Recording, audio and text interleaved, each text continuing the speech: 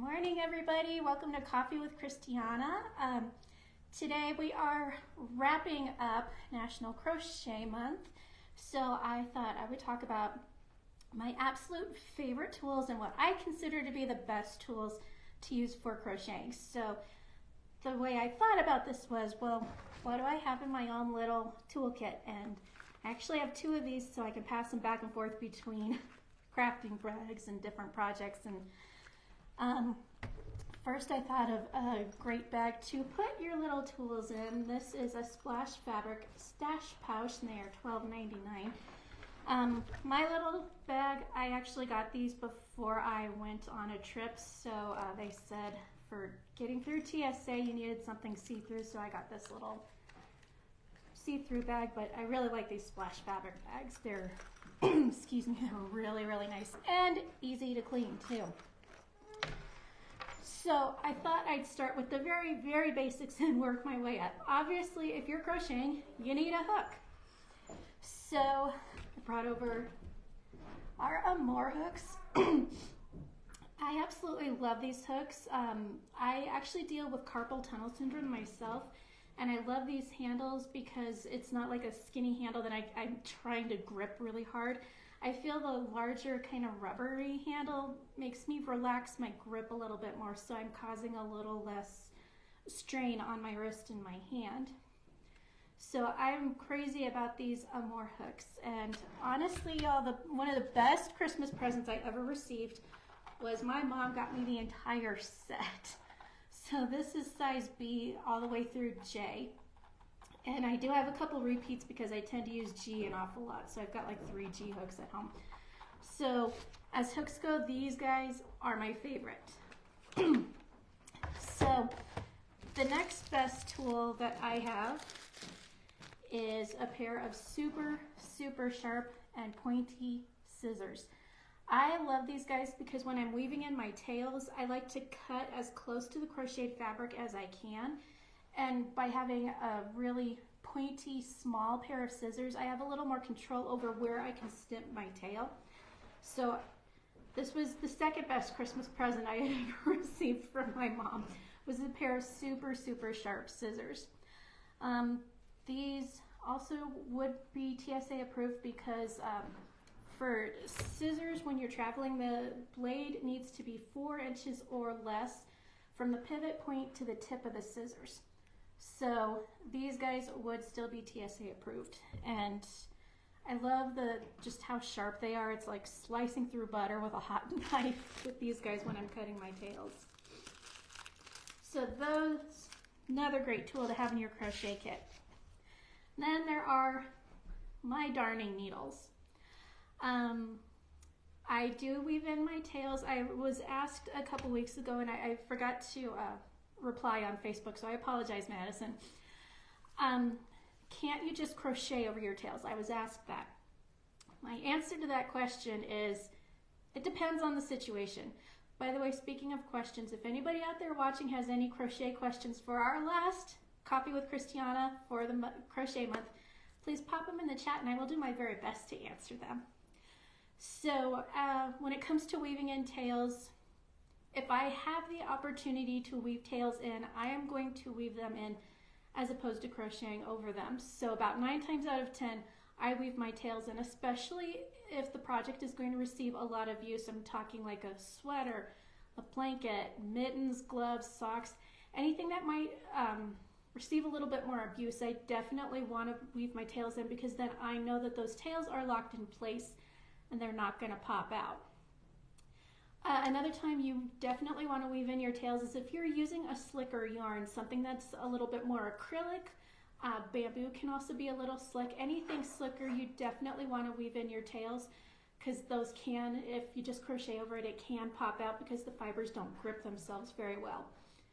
So if you're talking a stickier fiber like wool or alpaca, those fibers do tend to grip onto one another, so I would still weave in my tails. With that being said, though, there is one occasion when I don't weave in my tails, and that's if I don't have the room to stick a darning needle into my project. So for example, here's my little gnome. And if you look at the color change here on the arm, there the space in there was very, very tiny, and there was no way I was going to be able to get my darning needle in there. So that is an occasion when I will just crochet over the tail, especially seeing as this guy, or gal I should say, is purely for decoration, so she's not going to get played with, so I know those tails are going to stay in place. So that is the only time I do not weave in my tails, is when I just can't get a needle into the space. So Madison, if you're watching, I hope that answers your question. And I actually did remember to bring coffee today. So for Coffee with Christianna, it's my mug from the Stanley Hotel. So it's great because it's really, really cool, and it's also spill resistant for clumsy people like me. All right, so my next tool, and Andy and I agree that we both cannot live without these. If you guys don't know Andy, she's our other crochet instructor here. She's a nationally recognized crochet designer. But we agree that we cannot live without locking stitch markers. So these are the guys that Andy likes, and they have kind of a curvy edge to them, and the tip on these guys is pretty sharp, so it's really good for really fine work, and it comes in a really cool container. And me, I just love my plain old safety pin looking stitch markers. These guys are great if you do amigurumi, because amigurumi is done in a spiral, and if you're not marking the beginning or ending of your round, it's kind of hard to find it. Either that or you have to sit there and count very, very carefully while you're doing it. Another really nice use I found for these guys was I just finished Yumiko Alexander's Harmony top, and I wasn't able to bring it in today because I blocked it last night and it was still wet, so I didn't want to move it. But she suggested putting locking stitch markers at the beginning and ending of each row, and this was actually very beneficial because there were cables, crochet cables worked throughout the project, and it caused my very first and last stitch to kind of twist under my work. So had I not marked them, I would have had a much harder time finding my first and last stitch of the row. So that is another good occasion to use locking stitch markers. Also, when I'm teaching beginning crochet, and this was not my idea, so I can't take credit for it, it's very difficult when you're first learning crochet to find the beginning and ending stitch of your row. So it is recommended that you go ahead and mark those stitches, so then that way when you get to the end of the row, you can find that last stitch. These also work great in a pinch if you're seaming a project. You can pin the project together, and these will keep the pieces from moving around too much. So that is another tool that I do not leave home without. Another thing, tape measure. This is a very valuable piece of equipment. If you're doing something like a shawl or a scarf that you don't necessarily need to keep track of the length in, that's fine. But if you're doing sweaters or anything that is fitted, you definitely want a tape measure in your toolkit. And these guys are $7.99. This is just your basic spring-loaded tape measure. It's the kind where you pull it out, you push the button, and it sucks the tape back in. This is another tool I never, ever, ever leave home without, and that is a pencil. I am one of those funny people that still uses paper when I can for patterns. And so I will print my pattern out, and if I make any adjustments or if I notice a mistake, I've got my pencil handy and I can fix it, write down notes, keep track of what I'm doing, and then if I so desire, I can go back to Ravelry, input my project, and say I did such and such on such and such row. So a pencil is definitely a very, very valuable tool to keep around. Of course, we don't sell these at the shop, but still, great tool to have. I also find that the highlighting tape is incredibly useful to have in my toolkit. I've been doing a lot more complicated patterns lately, stuff that has color work, stuff that has cables, and if you put it down and have not marked where you are, it's kind of hard to come back and figure out where you left off. So that's where I find the highlighting tape comes in very, very handy. And two, I like the blue color because the blue is a little bit harder to see through, so I can cover up what I've already done, so I'm not going back and repeating what I did or cover up the upcoming row so I'm not jumping ahead. So my highlighter tape gets a workout, and you guys might not know this, but this is reusable. So you can move it from pattern to pattern when you're done with it. So I love my highlighting tape. Okay, this next tool, I know every single one of you has without doubt, or you at least have one of these tools. And that is a tablet, a computer, or your cell phone.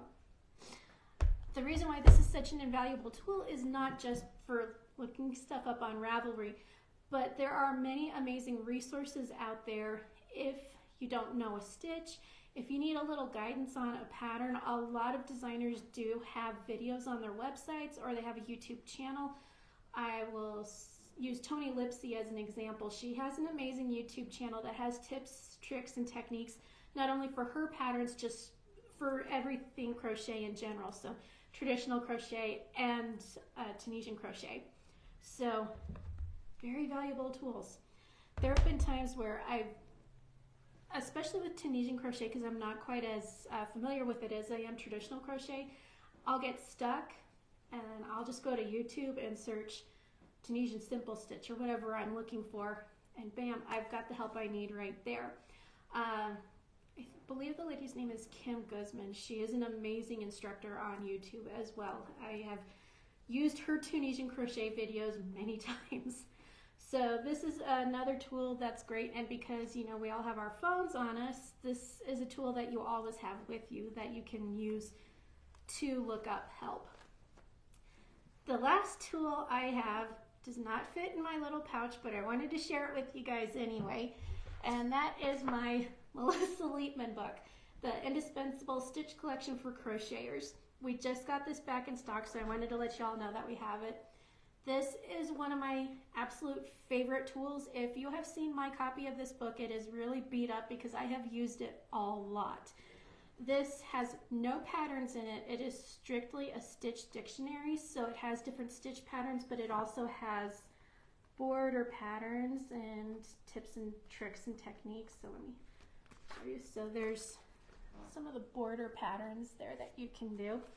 This is both charted and written out. So if you prefer the written word, it's in here. If you prefer charts, or if you're learning to read charts, this is also a great tool to get to learn those symbols. The symbols that they use are pretty universal, especially in US terminology.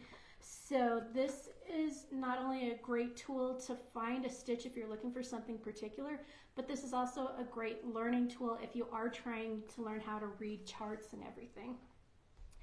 So that is what I have for you guys this morning for the end of Crochet Month. Oh my gosh, this year is going by so fast. So I didn't see any questions in the chat line, but if you happen to think of any questions, be sure to put them on Facebook or email us, and we will be happy to answer any crochet questions you may have. So I will see you guys next week, and have a lovely rest of your day. Bye.